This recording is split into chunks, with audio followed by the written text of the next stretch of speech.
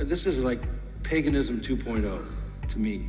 So we have to expect to have the level of hostility that paganism gives when it dominates a culture, and Christianity is the most severe threat that it faces. You preach what the Bible says about suffering.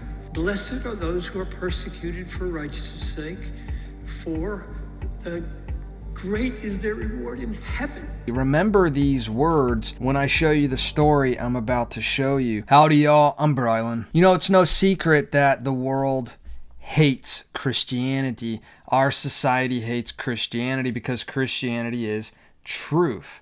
And our society hates truth. You know, I talk about this in a lot of my videos, how society hates truth, so they're redefining truth in order to be individual truth, and your truth only matters if it doesn't impede on my truth, and then my truth supersedes your truth because, I don't know why, and nobody knows why. I just don't know in a culture like that where Christianity becomes anything but the arch enemy of everything. You know, we've had a couple of hundred years in America when it's been different than most of history and most of the world. That's right. But we're there. This is a pagan country, and they don't want to be confronted with biblical truth, and there's going to be some price to pay. I'm confident of that. We have to be ready for that, and we have to be faithful, and then we have the joy of watching the hand of God and providence do what it's going to do. Hey, I just want to say real quick, we got some of our new merch out right now. This is one of my favorite shirts, Read the Bible. If you want to support this channel, you can check out the link below. It says shop our merch. Hey, would you mind hitting that subscribe button and being a part of this community with us? I would love to hear from you on a regular basis. And if you wouldn't mind hitting that thumbs up button, you know, when you like this video, YouTube will push it out to more people, and it would really help spread this message. The Bible tells us that the world hates Christianity and they're going to attack Christians. Jesus said that the world hates me and the world's going to hate you because you love me. So the world's going to hate you for loving me because they hate me. And look what Matthew chapter 5 says. It says, "Blessed are those who are persecuted for righteousness' sake, for theirs is the kingdom of heaven. Blessed are you when others revile you, when others hate you and persecute you and utter all kinds of evil against you falsely." Remember these words when I show you the story I'm about to show you. When they utter evil against you falsely on my account, rejoice and be glad, for your reward is great in heaven. For so they persecuted the prophets who were before you. You know, a lot of people look at persecution and think that it's only the most horrid stories you've heard of people being persecuted in either other countries or throughout history. But persecution is, has to start somewhere. And you are starting to see a rise in the United States. Whatever vestiges of Judeo-Christian ethics or whatever vestiges of Christianity were still in the culture have been evacuated. They're gone. I wouldn't even call this a postmodern culture. I would call it a pre-Christian culture. Pre-Christian. This is like paganism 2.0. Okay. It's as if Jesus never came. It is a kind of paganism that has levers to control everything with the control of the technology and social media. What the current zeitgeist in the world hates most is the truth. They're trying to control everything to sustain the narrative. I think it's a short step from controlling narratives about political issues and social issues and structural issues and education and medicine and whatever, to shutting down the spiritual and the biblical. So I think that's coming. I mean, you're going to have to pick sides then. You're either going to be faithful or you're going to compromise. Especially when you see stories like this. Kroger will pay $180,000 to employees fired for refusing rainbow logos on their uniforms. So check this out. Kroger, about 2 years ago, fired a couple of employees for refusing to wear the rainbow patch. Not, God's promise rainbow. Pride rainbow, LGB rainbow. These two employees didn't want to wear this rainbow sticker, tag, thing on their uniforms because it went against what they believe. So Kroger said, you know what? You no longer deserve to make a living, and they fired them. How do you help people get ready for this? My answer would be, we should have started a long time ago, like from the very first sermon you came to your church.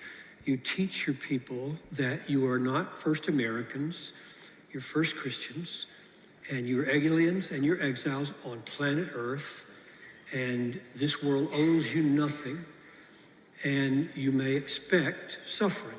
And that should be preached when things are going as well as they can possibly go.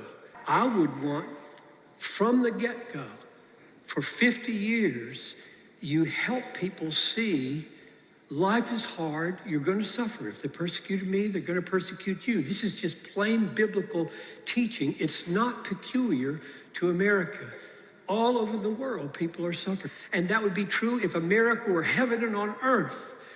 So I want to prepare martyrs. You preach the sovereignty of God. You preach the fact that suffering is to be expected. You preach the flip side of prosperity theology. The problem with prosperity theology is that it lacks a doctrine of suffering. And so, pastors, you want to build into your people capacities to suffer. You preach what the Bible says about suffering. Blessed are those who are persecuted for righteousness' sake, for great is their reward in heaven. Both parties agreed to resolve the case to avoid accruing further legal costs and any confusion related to future litigation. Oh yeah, all the confusion that people could have. It almost seems like Kroger hates these two Christians and wanted them to suffer the consequences of following Christ. Let's not get confused here. Here's Kroger's Instagram page, okay? Okay, yeah. And then look at this. We are celebrating Pride with the rainbow flavor. How are you celebrating? Now we can't even eat food. Look at this. They're using all these delicious foods to, you know what? No, they've already tried to steal the rainbow. They're not stealing food from us too. Although I will say that this looks rather delicious. I might have to make this in honor of God never flooding the world again, and celebrate it with how delicious this is. Maybe make a gluten-free crust. Okay, I digress. I'm getting too into this. Look what the Bible says in Matthew chapter 10. It says, brother will deliver brother over to death, and the father his child, and children will rise against parents and have them put to death. And you will be hated by all for my name's sake. But the one who endures to the end will be saved. This is an evil world, and it has a massive capacity to kill and maim because its father is a killer. Cultural protections have been pulled away. We're now where the early church was. Jesus said it this way. He said, the world hates me because I tell them their deeds are evil. And if they hated me, they'll hate you. But this is the time for the faithful to stand up, right? And I read the end of the book and we win.